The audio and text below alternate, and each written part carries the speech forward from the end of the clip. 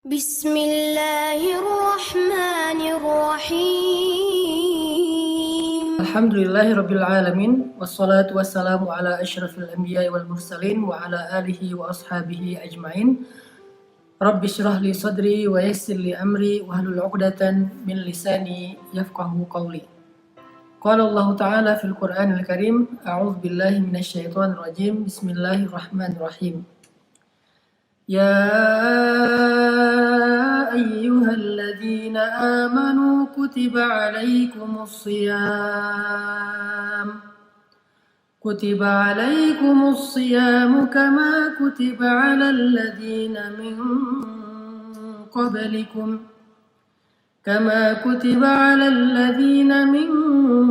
qablikum la'allakum tattaqun. Shadaqallahul azim. Membahas sedikit tema persiapan bulan suci Ramadan. Dan saya akan mengambil beberapa nasihat para ulama terkait dengan menyambut bulan suci Ramadan, supaya nasihat-nasihat ini menjadi booster buat kita semua. Nah, ada satu kalimat yang diucapkan oleh para ulama yang luar biasa menurut saya. Kata para ulama, tidak ada seorang pun yang bisa pergi kemanapun yang ia mau tanpa persiapan. Dan tidak ada seorang pun yang mengundang tamu di rumahnya tanpa mempersiapkan diri untuk menyambut tamu itu. Demikian juga dengan Ramadan. Maka orang yang akan melakukan rihlah Ramadan tidaklah akan sempurna rihlahnya kecuali dia mempersiapkan diri. Jadi kalau Ramadan ini kita ibaratkan dengan sebuah rihlah, sebuah wisata, karena sesungguhnya wisata orang yang beriman itu adalah puasa atau Ramadan. Maka kalau Ramadan itu adalah sebuah rihlah, sebuah wisata, nggak mungkin kita melakukan sebuah rihlah, wisata, trip, traveling tanpa mempersiapkan segala sesuatu. Itu nggak mungkin. Karena kalau kita nekat traveling dan nggak mempersiapkan apa-apa, maka kita akan mengalami banyak masalah di perjalanan. Kita nggak akan cukup bekal, sehingga kita nggak akan sampai ke tujuan. Kita akan terkatung-katung di tengah jalan, kita kelaparan, kita kedinginan, kita kehausan, kita kehabisan bekal dan seterusnya. Itu karena kita melakukan perjalanan tanpa mempersiapkan apa-apa. Kalau Ramadan itu diibaratkan dengan sebuah safar atau perjalanan. Dan kalau Ramadan itu diibaratkan dengan tamu, maka tuan rumah yang paling baik dalam menyambut tamu adalah tuan rumah yang mempersiapkan segala sesuatu untuk menyenangkan tamunya, sehingga tamu itu akan berkesan berada di rumahnya. Jadi kalau tamu itu berkesan, apalagi dia adalah tamu istimewa, ketika dia nanti pulang kembali kepada atasannya atau tuannya atau rajanya, dia akan menceritakan hal-hal yang baik tentang kita. Bahkan dia akan meminta kepada rajanya untuk menghargai kita, berbuat baik kepada kita, memberi kita hadiah, dan banyak kebaikan lain yang dia akan mintakan kepada rajanya ketika dia pulang dari rumah kita. Karena dia merasa betah dan nyaman selama berada di rumah kita. Nah, itu kalau kita ibaratkan bulan puasa seperti tamu. Jadi kita siapkan rumah kita, dan rumah dalam konteks ini adalah hati. Kita siapkan rumah kita senyaman mungkin buat tamu, selapang mungkin buat tamu, seindah mungkin buat tamu, sehingga ketika tamu datang dia merasa bahwa dia tidak terusik dengan keadaan rumah kita. Biasanya kalau mau ada tamu istimewa ya di rumah, apa yang kita lakukan? Biasanya kita akan rapihkan rumah kita, kemudian kalau banyak hal yang berantakan kita balikin ke tempatnya, kita bersihkan, kita pel. Kalau perlu kita siapkan ruang khusus buat tamu, kemudian kita semprot pengharum ruangan, kita ganti spray yang baru, sarung bantal yang baru, kita kosongkan lemari buat dia menyimpan pakaiannya, kamar mandinya kita siapkan sabun, handuk, segala macam. kemudian mobil juga kita atau kendaraan juga kita cuci agar kita bisa menemani dia keliling di tempat kita misalnya, atau kita siapkan makanan terbaik, snack terbaik, buah terbaik, minuman terbaik agar ketika tamu datang ke rumah kita, tamu itu langsung berkesan, nyaman, dan mau kembali lagi ke rumah kita di kesempatan yang lain.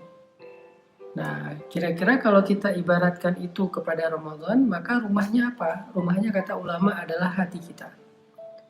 Jadi orang yang paling baik dalam menyambut Ramadan adalah orang yang mempersiapkan rumah yang baik, yaitu hatinya.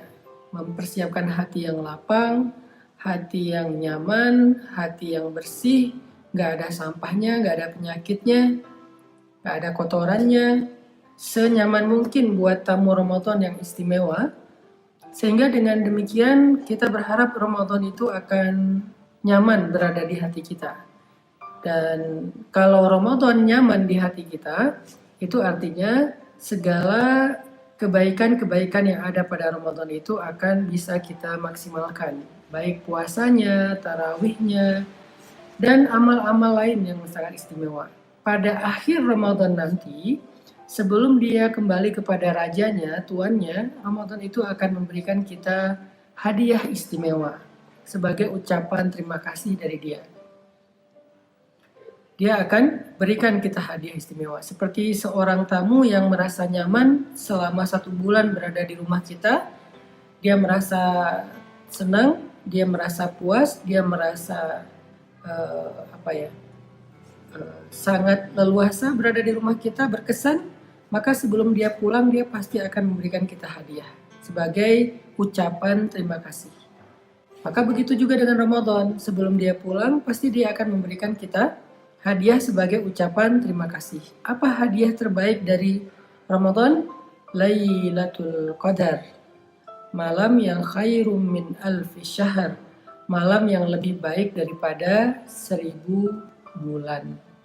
Itulah hadiah atau oleh-oleh terbaik yang diberikan oleh Ramadan ketika dia kembali kepada tuannya. Itu adalah nasihat pertama dari para ulama tentang menyambut Ramadan. Kalau kita singkat, kita simpulkan, orang yang paling baik dalam menyambut Ramadan adalah orang yang mempersiapkan dirinya dengan sebaik mungkin. Ulama memberikan ilustrasi ya tentang Ramadan ini dengan 2 ilustrasi, dengan 2 permisalan.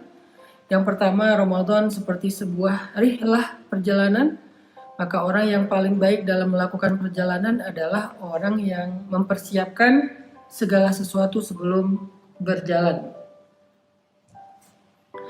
Lalu perumpamaan yang kedua, kata para ulama, seandainya Ramadan itu diibaratkan sebagai tamu, maka orang yang paling baik, tuan rumah yang paling baik dalam menyambut tamu adalah tuan rumah yang mempersiapkan segala kebutuhan tamu itu sebelum mereka datang.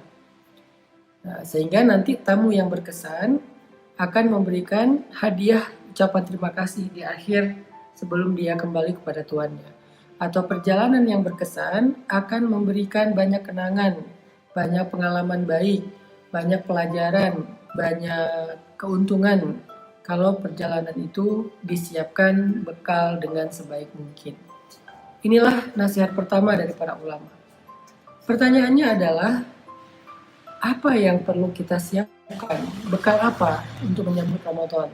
Tadi saya sebutkan salah satunya, kalau diibaratkan Ramadan itu seperti tamu, maka kita siapkan rumah kita sebaik mungkin untuk Ramadan.